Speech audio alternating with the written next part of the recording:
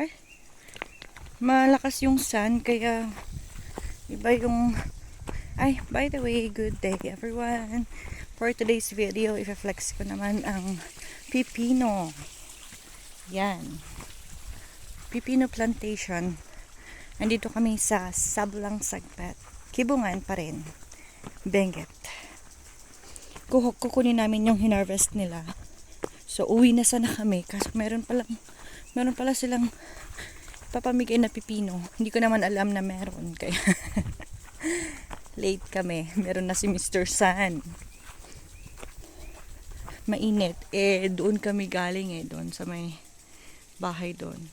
Hindi ko alam kung nakikita.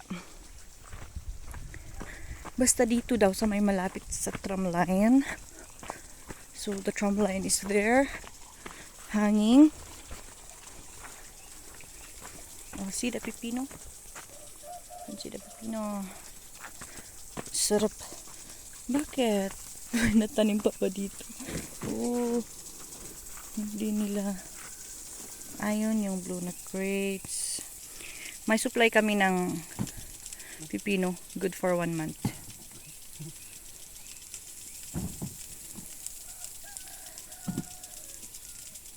Pinambura sila, eh? I don't know. Hindi ko alam kung sinong may pipino niyan. So kung sinong kuya ang may pipino. Yan. So ito pipino rin po yan.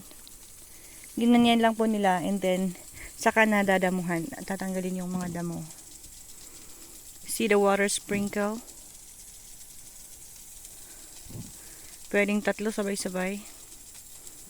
Basta malakas ang tubig. Meron din doon. Oh, diba?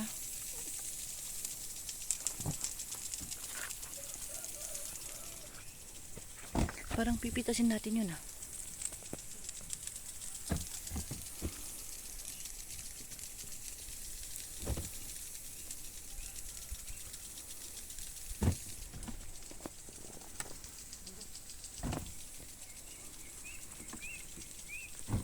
Kaya?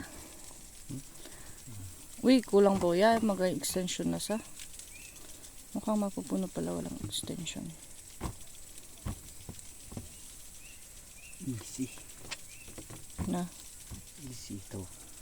Yung init lang ang hindi easy. Easy eh. Basic eh. Easy na nga, hindi siya. Uy, tanggalin mo yun. Yan.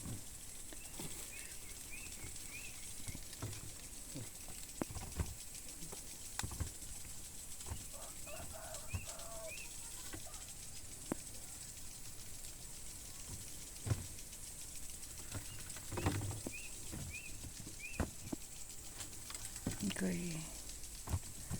This is Exciting. exciting.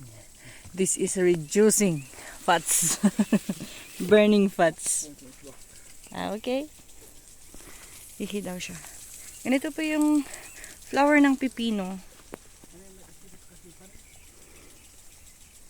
Yan, ganyan yung flower niya.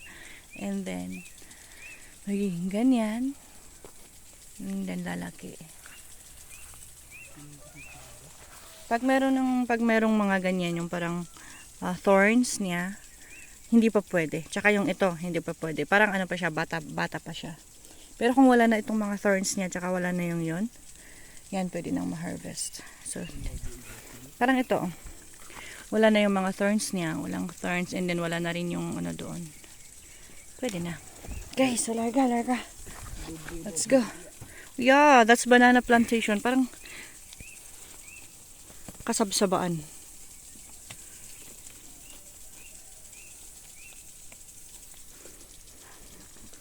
Oopsie. Okay. Yeah. Ganyan. Ganyan yung pag iwanan namin yung crates dito. Okay, let's go, larga. Uwian na. Uy, mahaba-habang exercise to. I did not apply any sunblock. Char. Yeah, kahit kasi nagpa-farming kami. importante rin yung sun protection. Para hindi naman as in masyadong burn na burn ang face.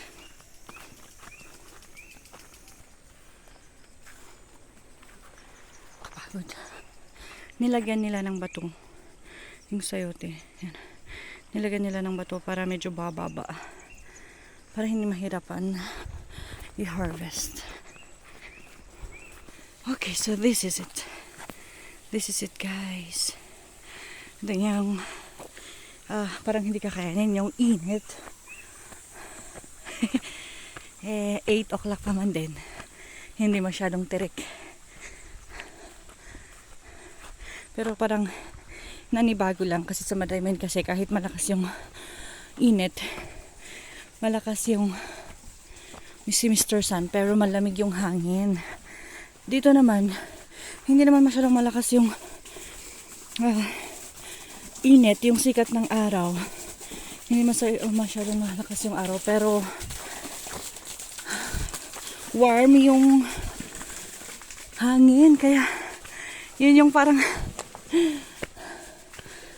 mag-kokos ng pagod. Pagod sa'yo. Oh, the last time na dumaan ako dito, may bayabas dito. Malaking bayabas na may bunga. Ngayon, nagpruning sila. Yung trim nila yan. So, akyat. Grabe.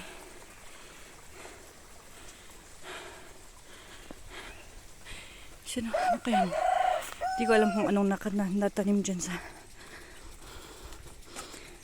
greenhouse.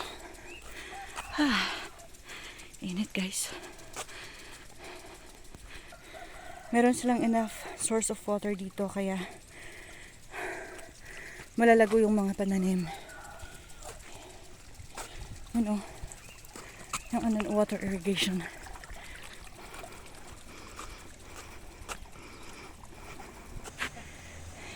Ito yung panungkit. Yan oh. Yan. Yan, nadaanan ulit namin si kuya. Kuya ko yan. Second child. I'm the fourth. We are 9. Yan. Malapit na kami, guys.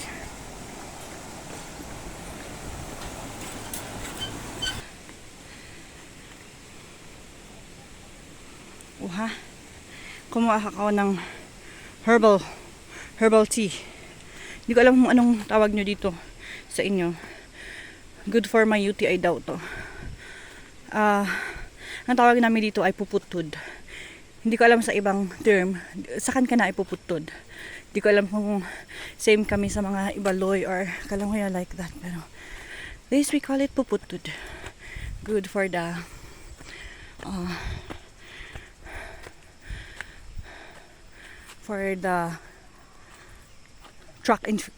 urinary tract. Kahit walang infection. Okay, let's go.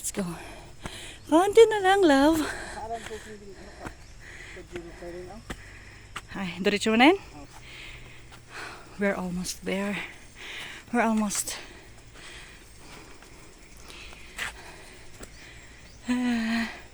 Lapit na kami.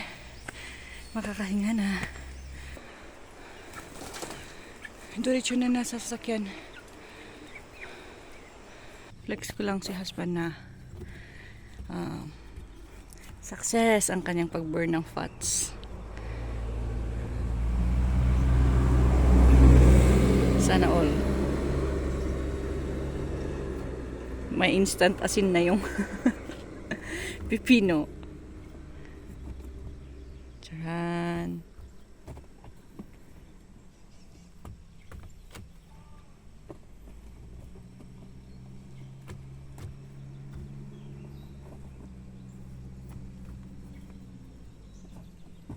Thanks, giver.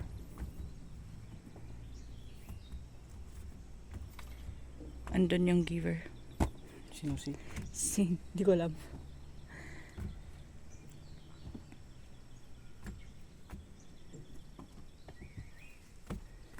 Sabi kay Pipino, binungan sa to? I don't know. Hindi ko alam kung paano ko ma-achieve yung ganyan.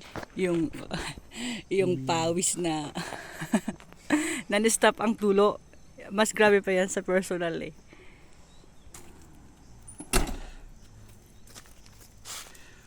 That's it guys. Thank you for watching.